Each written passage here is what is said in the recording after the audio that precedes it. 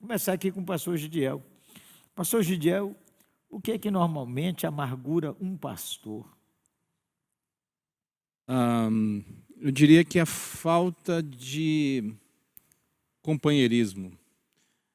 Ter um fórum onde ele pode também abrir o coração, porque o pastor, na maior parte do tempo, está ouvindo pessoas, está recebendo, como se fosse uma esponja, absorvendo problemas, e não é tão fácil separar as emoções. Há casos que, por exemplo, já teve vezes de conversar com alguém que eu falei para Deus, o que eu vou falar? Acho que só vou chorar. Histórias tão doídas, tão tristes, né? Uma outra coisa que eu acho que pode amargurar o coração de um pastor é a falta de companheirismo da própria liderança local, né? Ou uma cobrança excessiva, como se dependesse dele, apenas dele. Tem até uma das perguntas aqui, né, que a gente vai falar. O aumento da membresia, o crescimento da igreja. Certo. São uma experiência que eu sou de Minas Gerais e fiz seminário aqui, convivi com o 8º tempo de seminário e fui para o Rio Grande do Sul.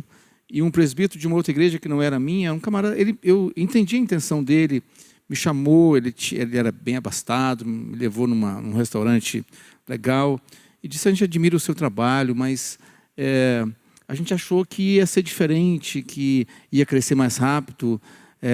Minha esposa tem um primo que está lá na Rondônia, a igreja cresceu. Então é uma cobrança assim, sem observar o contexto que está inserido. O senhor conhece o Rio Grande do Sul, sabe que lá é um pouquinho mais difícil. Então acho que essa falta de fórum onde ele pode desabafar, uma falta de parceria, e às vezes até o contrário, né, da liderança, que tem até tem pessoas hoje compartilhando com a gente nesse CPL, que estão um pouco desanimados porque a própria liderança ou a próprio pessoal da igreja está travando o avanço. E ontem só citou um ponto lá de José, no Sermão do Senhor. A própria igreja, esses dias estava lendo um artigo sobre 8 razões porque o povo não quer que a igreja cresça. Daqui a pouco nós vamos conversar sobre isso. Pastor Luiz, você lida com missionários, com pastores, dá uma dica aí também, que ajude o pastor, o missionário, porque às vezes o missionário também está aí com um espinhozinho. Um pouquinho no gancho ali, no final da fala do pastor Gidiel, eu penso nessa questão da expectativa frustrada, tanto do pastor quanto do missionário, que é um pouco essa fonte de amargura. Porque às vezes a gente fala do membro da igreja, que chega para a igreja com expectativa e que a gente tem que às vezes ter essa pressão de suprir a expectativa da pessoa na igreja, mas às vezes a gente não fala tanto das nossas expectativas também, como pastores. Expectativa com a membresia. A gente queria que o povo evangelizasse mais, o pessoal participasse mais, com a liderança. Desse mais presente para o pastor. E essas expectativas a gente não conta para ninguém. Aí entra um pouquinho nisso que o Gidiel falou também, a gente não se abre e vai acumulando, e quando as coisas não acontecem, essa expectativa frustrada às vezes vira uma raiz de amargura. E se a gente não abre o coração, aquilo vai crescendo, vai crescendo, vai crescendo. E isso no campo missionário também acontece. Vem a pressão da igreja enviadora, às vezes, que espera que o missionário chegue lá e já plante 10 igrejas no primeiro ano. E isso vai também, às vezes, alimentando, e ele fica amargurado. E os pastores também locais ficam amargurados, às vezes, consigo mesmos, de achar que a coisa não está funcionando por própria culpa, ou o que é às vezes pior, amargurado com Deus, achar que Deus só olha para o outro pastor e não olha para ele, e aquele mimimi vai entrando dentro do coração, que às vezes pode complicar. Agora, veja, também o membro pode ter raiz de amargura com o pastor ou não? Pode. E às vezes com razão. E às vezes com razão. Às vezes com razão. Uma coisa que não é incomum acontecer, pastor, quando chega no nosso universo presbiteriano, assim, de mudança de pastor. Então chega uma igreja e tem uma turma que o aceitou bem e outra turma que não o aceitou bem. Então eu conversei com um pastor uma vez que estava nessa transição, eu disse assim, talvez você tenha o desafio maior de pastorear quem não gosta de você do que quem gosta de você. Então a tendência da gente deixar um pouco de lado quem não foi com a nossa cara, né? E deixar quem é o nosso desafeto, não, mas pessoas que vão apontar algumas coisas que a gente não gostou, porque entra essa expectativa que o Luiz falou. A gente, às vezes, tem a expectativa de os elogios, e a crítica é meio complicado. Então, o membro pode ficar amargurado, sim, com razão, e às vezes sem razão, que a gente já ouve de vez em quando, né? A igreja não me visitou, ou seja, o pastor não me visitou. O Ronaldo disse aqui, né? Você acompanhou, Ronaldo dizendo assim que nós temos que, eu anotei essa frase aqui, não lute as lutas que não são suas. Fazer o que Deus colocou em suas mãos. Na quarentena, gente boa, eu fiquei tão tenso, sabe por quê? Meu WhatsApp dizia assim: o senhor não telefonou, o senhor não visitou, o senhor não falou nada, nós estamos aqui abandonados pelo pastor e pelos pastores. Pense numa coisa horrorosa. Aí eu fiquei tão agoniado naqueles dias. Então aí eu fui ler um artigo sobre o que vai ser a igreja nesses dias, e o cara escreveu assim, ó: acalme-se, você não é Deus, você não vai dar conta de telefonar para todos os membros. Às vezes, a ação pastoral machuca os membros, Luizão? Pode machucar, pastor, pode machucar. E às vezes na melhor das intenções. Às vezes a intenção a gente, pastor é gente também, e às vezes a gente dá coisa também. Mas eu acho que a gente ser encharcado da graça nos dois lados, o lado do pastor, da liderança, ser mais gracioso com os membros, e também os irmãos da igreja serem mais graciosos com os pastores, quando a gente entende que em casa a gente não dá conta de acertar tudo, em casa a gente está sempre pisando no calo um do outro de vez em quando, e na igreja a gente é família. Então uma vez uma pessoa me falou uma coisa que me marcou muito. Ele perguntou assim: olha, se seu irmão, ele citou um dos meus irmãos, é o Marcelo, o senhor conhece? Conheço, sou distância. E ele disse: se o Marcelo fizesse um negócio mais das piores coisas do mundo, você o trataria diferente do que ele sendo seu irmão? Eu falei: de jeito nenhum. Ele é meu irmão, e qualquer coisa que ele fizer, ele é meu irmão. Então, por que a gente não vive essa irmandade dentro da igreja? Então, essa graça que tem que encher a vida da gente, eu acho que vai fazer toda a diferença numa hora dessa. Ei, gente boa, talvez a amargura esteja aí em casa, agora mesmo que você está aí. Talvez o filme passou da quarentena, que ficou um espinho de piqui. É só quem é do sertão que sabe isso. O piqui é delicioso para quem gosta, eu gosto. Meus filhos não aguentam nem ver o cheiro. Mas o espinho, gente, quando ele entra assim, é brutal. Eu quero convidá-lo. CPL é um momento de cura do coração. Para você estar diante do Senhor agora, pedir ao Senhor.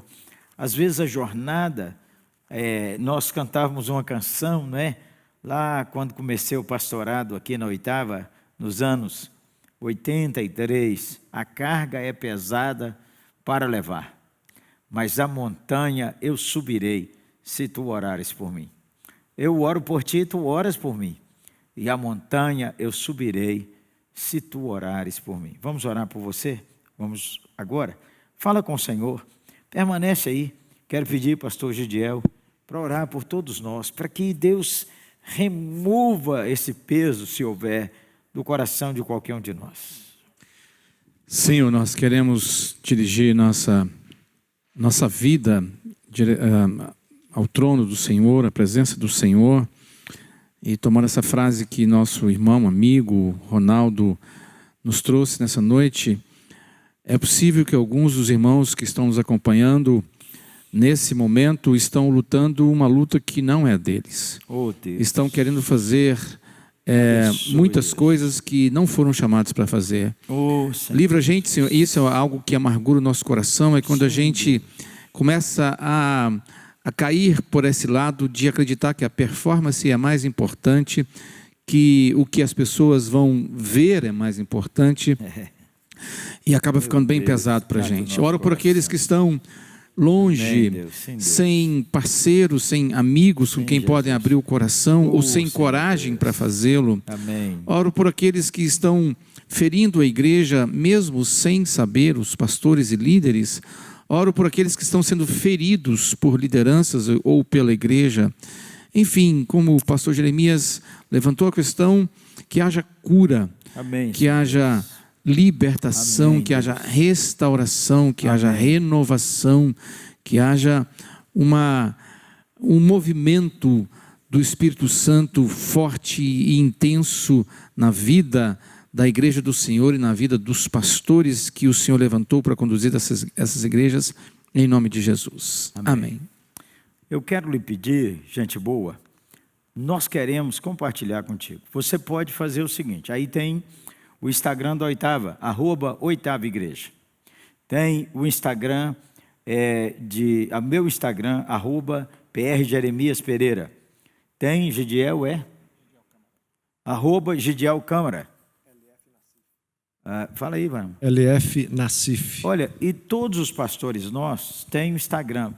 Se você quiser colocar aí, na transmissão do YouTube, pode colocar, eu queria conversar com um de vocês, ou então você manda um direct, que você pode ficar um pouco mais resguardado, mas fique à vontade. Nesse CPL, nós queremos chegar junto com você e encorajá-lo a avançar em nome de Jesus.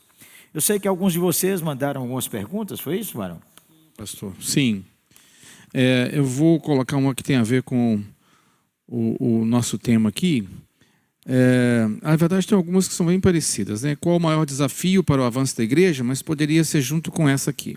Como crescer o número de membros e o que fazer para que todos ou a maioria deles se envolvam no ID, pregar o evangelho de toda criatura. Acho que as três são correlatas, né? Luiz Fernando, tem a receita pronta, é com ele. Depois você dá uma martelada também. Eu falei para ele que você ia passar a bola. Olha, esse é o desafio, né, da liderança da igreja de uma forma geral, é o envolvimento da membresia. Se a gente pensa em envolver a igreja toda, eu acho que dificilmente a gente consegue envolver de um para todos, né, um pastor envolvendo todos os membros da igreja. Então, acho que é importante a gente trabalhando com níveis, seja numa estrutura de célula, seja numa estrutura ministerial, mas níveis de liderança onde uns cuidam dos outros, que cuidam dos outros, que cuidam dos outros, uns motivam os outros, que motivam os outros, que motivam os outros, uns servem outros, que servem outros, que servem outros. E esse efeito cascata, a gente consegue pensar isso. Passa pela estrutura da igreja, mas passa também pela espiritualidade da igreja. Não tem como a gente motivar, não tem como a gente ganhar gente para Jesus sem o Espírito Santo derramar. Então, acho que passa pela estrutura e passa pela, como diz o autor, passa pela treliça e passa pela videira. Né? Boa. Ô, gente boa, qual pastor que não quer que a igreja tenha mais membros? Todos nós. Como mobilizar todo mundo?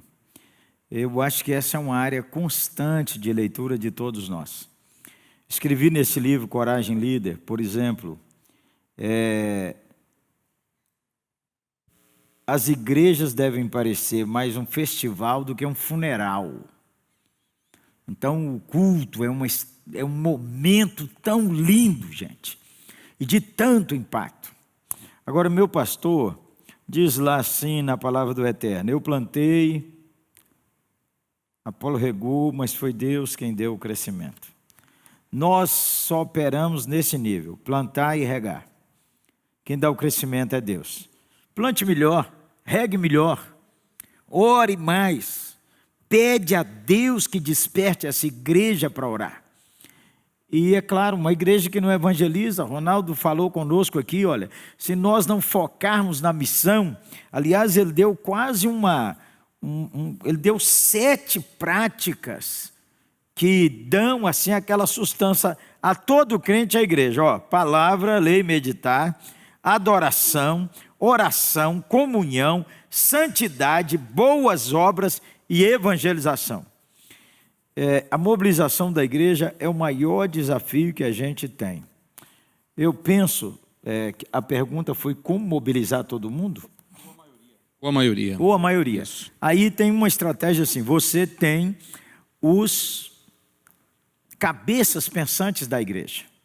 Você tem as pessoas que influenciam outras pessoas. É uma estratégia de cuidado. Olha, você tem o púlpito, gente do céu, você tem o culto toda semana, e agora você tem a rede social, e aí você tem 2 joelhos para dobrar, e aí você tem essas pessoas que podem falar com outros, que ajudam a igreja a desenvolver. Olha, estou aqui no Oitava há 38 anos. Irmão, quando eu falava com um, que ele falava com outro, às vezes eu falava do púlpito, o cara ficava contra mim, mas seu Ângelo Pio, por exemplo, era nosso vice-presidente do conselho, ele juntava uns 4 ou 5 ou 10 ou 20 que estavam falando contra e disse, o que é isso? Nós temos que ir junto com o pastor. Então eu preguei e não atingi, mas aquele presbítero foi substância para fazer o povo andar, pregar e regar. Estude isso mais, eu acho que no livro Coragem Líder pode ter umas boas dicas para você. Vamos outra aí, varão? Pastor, tem uma outra aqui. O que um pastor espera da igreja? O que um pastor espera da igreja? Vou chamar o caçula nosso aqui para responder. Pense, eu vou te contar uma história enquanto ele chega aqui, pastor Israel. O cara era um físico, não é? E ele, todo lugar ele dava a mesma palestra, todo lugar ele dava a mesma palestra. O motorista dele andou com ele 2 meses, cara, a mesma palestra. E o cara de boa memória decorou aquilo tudo. E falou com ele um dia, assim, depois do 2º mês. Ô, doutor, eu sei dar a sua palestra. E viajando junto, o físico falou, fala aí. E o cara que não sabia nada de física deu a palestra inteira, citando os nomes, aqueles caras exponenciais. E aí, menino, ele falou assim, nós vamos pregar uma peça agora. O cara estava cansado de dar aquela palestra, o físico doutorzão, chegou lá e falou assim, eu vou vestir sua roupa e você vai lá e dá a palestra. Aí, menino, o cara deu a palestra, todo mundo bateu palma. E aí, na hora das perguntas, perguntaram uma coisa lá que ele não sabia nada daquilo, para que lado que ia. O cara falou assim, isso é uma pergunta tão fácil, eu vou chamar meu motorista aqui para responder. Está com você. Boa. O pastor espera da igreja? É. A Bíblia fala que as ovelhas escutam a voz do pastor, né? Falando a respeito, em especial, do Senhor Jesus. Eu creio, pastor, que assim como foi para nós uma escolha, ouvir o chamado de Deus e nós sermos pastores da igreja, né? Também uma escolha. É uma escolha da igreja se submeter ao nosso pastoreio. Então, o senhor me chamou aqui, me colocou na oportunidade, né? Não na fogueira. Boa. Mas, principalmente sendo mais novo, eu vejo esses irmãos da igreja que, mesmo a despeito da idade, escolheram me reconhecer como pastor e como liderança. Eu creio que essa é uma das coisas que o pastor espera da igreja. Porque até estava falando desses dias lá em Nova Lima, junto com o pastor Tiago Torres, e a gente não tirou esse negócio de ser pastor de debaixo do sovaco, não, né, pastor? Eu não. Quem instituiu pastor sobre a igreja foi Jesus, né? É claro. Então, eu tenho certeza que Deus me chamou para isso. É claro que eu tenho que andar com Deus, mas quando a igreja olha para a gente e reconhece a gente como pastor, mesmo a gente nem sendo direito ainda, né? Eu estou no caminho, estou aprendendo ainda, mas é uma coisa que enche o coração de alegria. Ô, igreja, deixa eu dar uma dica. Dá uma dica para a igreja. O que a igreja espera do pastor? Uma. A igreja, com relação ao pastor? Como é que é a pergunta? O que um pastor espera da igreja? Pronto, dá uma dica aí, uma só, uma martelada. Abraço. Abraço no sentido de vamos junto. Acolher, vamos junto. Envolvimento.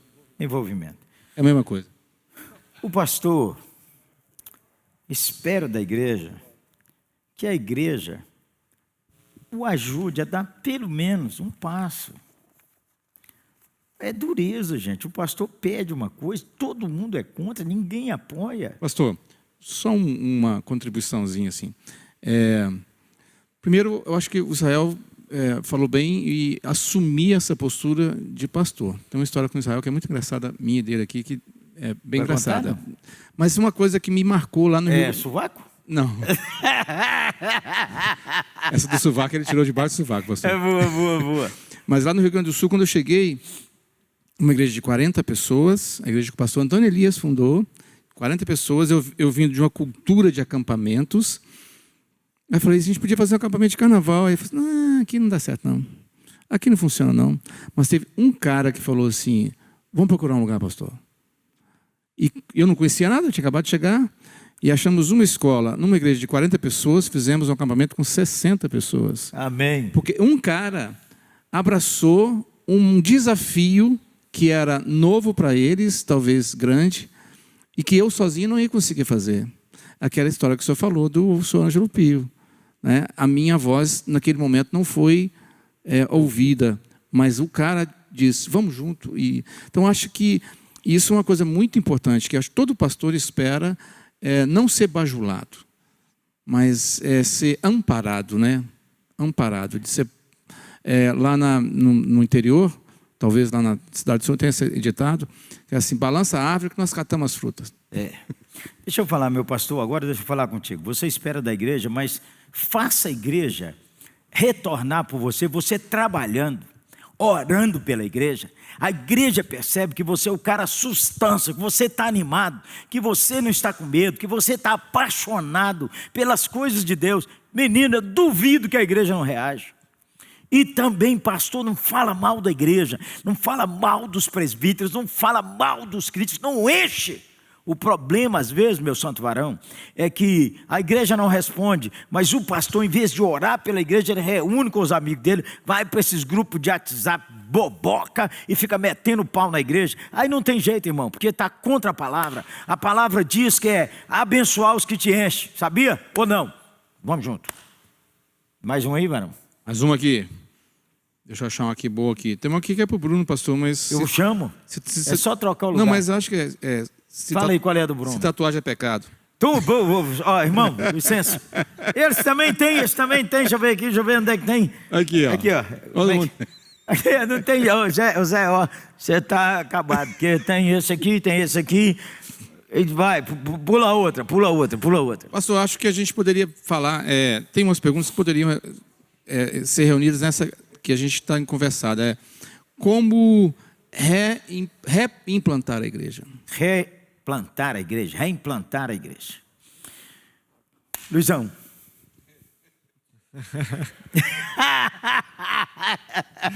Luizão é nosso pastor, você sabe, Luizão é motorista. Conselho missionário, motorista.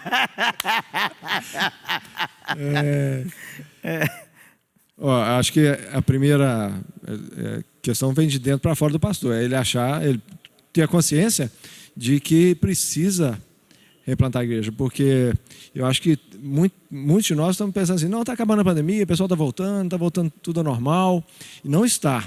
Não que a coisa seja toda como dizem por aí, o novíssimo normal, tudo vai ser diferente, eu também acho que não. Mas a velocidade da volta e a intensidade da volta vai depender muito do nosso esforço de replantar. Agora, como... o pastoreio é pastoreio, ir atrás da ovelha. Eu lembro muito da história que o senhor conta com o reverendo Wilson de Souza. Os jovens estão aí, vai atrás deles. Então, as ovelhas, algumas vão ter que ser ganhas para Jesus, outras vão ter que ser repastoreadas. E é o trabalho mesmo de formiguinha, de trabalhar de novo a liderança, a motivar a liderança. E, talvez, o mais intenso deles é tirar o medo do coração do povo. Começando do medo do coração do reverendo.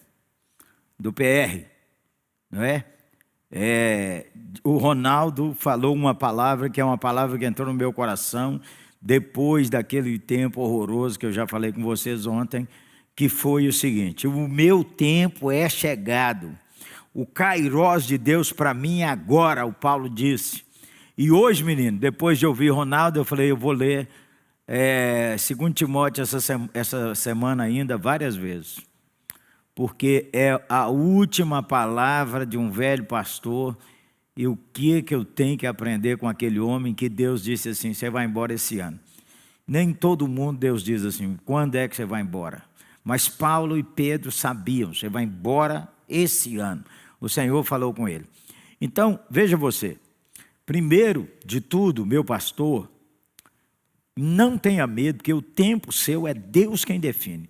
Se for no tempo da estação do corona, você vai ter o começo fascinante, que é a última frase de Ronaldo. A morte é um fascinante começo. Olha que frase, gente boa. Mas enquanto nós não sabemos, Deus não avisou, nós não vamos ser irresponsáveis. Mas olha, pastorzão, deixa eu lhe dizer, faça algumas visitas estratégicas na sua igreja. Algumas visitas estratégicas. Você não pode ficar só online, você também tem que ser presencial. Não fique o tempo inteiro aí na internet, bobagem, entendeu? Esses dias eu vi o pastor falando que estava fritando ovo. Cara, pelo amor de Deus. Então tem uma palavra boa para a sua igreja, mas façam as visitas estratégicas, que as pessoas vão ligar umas para as outras e falar bem de você. Você vai ver como a sua amada igreja. Também faça alguma coisa aí, pede a Deus sabedoria, ideia. Nós podemos conversar na prática, se você mandar aí seu telefone, podemos ter um Zoom aqui com os nossos pastores. Como é que a gente pode fazer algo assim que tem que reverberar? Sabe o que tem que reverberar? Às vezes, uma visita eleva a igreja inteira. Outra coisa, irmão, não tenha tristeza de fazer um culto com pouca gente. Tá ok? Não tenha tristeza, não tenha chateação, diz que pena, que a igreja não voltou toda. Ô irmão, lá em março, maio, abril e maio, não tinha ninguém, agora você já tem 10, já tem 20, já tem 100, nós já estamos com 300. Nosso padrão aqui é 800, mas nós estamos com 300 e mais 800 e 1000 online. Guardar, meu irmão, tá bom? Beleza? Muito obrigado por estar conosco, assistir esse vídeo. E eu quero lhe pedir duas coisas. Primeiro, dê o seu like, gostei. Segundo, compartilhe esse vídeo. Peça a seus amigos para se inscrever no canal da Oitava. Amém? É bênção para você, para os seus amigos e para nós também. Um abraço, hein?